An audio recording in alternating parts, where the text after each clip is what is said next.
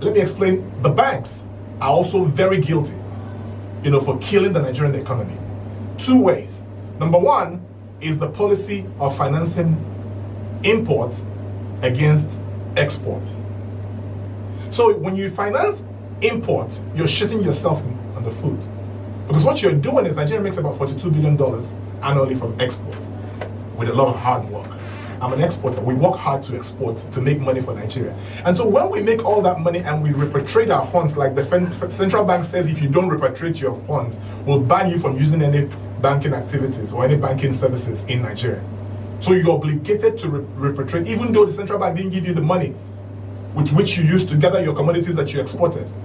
They are bullies. But they're saying you must repatriate. If you don't repatriate, we'll ban you from using banking services in Nigeria. How are you going to survive as a businessman? And so we obey them and we repatriate all our export proceeds to Nigeria.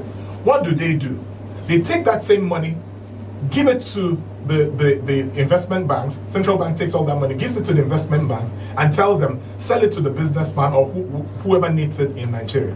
And so the central bank says, we give it to you.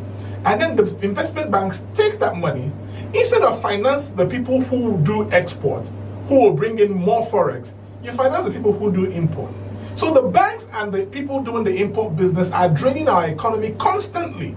The $42 billion that we bring in through exports, they take it and they give it to the importer, who takes all that money and ships it right back overseas. And remember that what gives our money its value backing is the dollar. So when you ship it out, a dollar starts, our money begins to float, valueless, right? That's on the one hand. Then on the other hand, corruption in the local banks.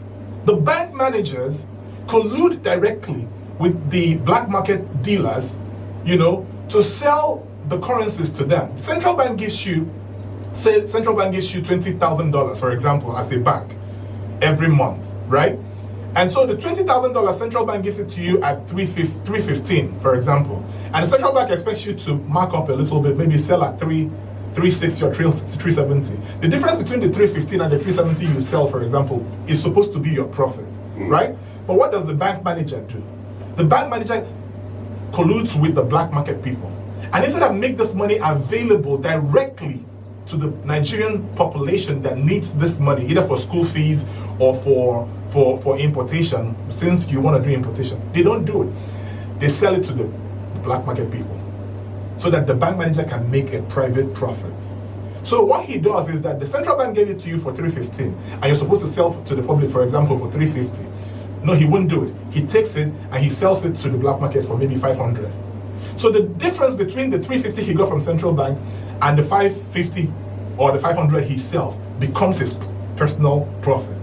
And he makes millions from that monthly.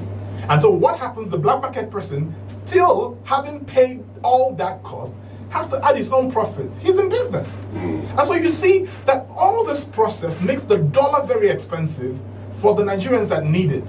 And so you see, look at the unit value of money. We're now, because of all this value chain in the dollar, in the dealing of the dollar, we're now shipping a lot of naira for the $1 for the $1.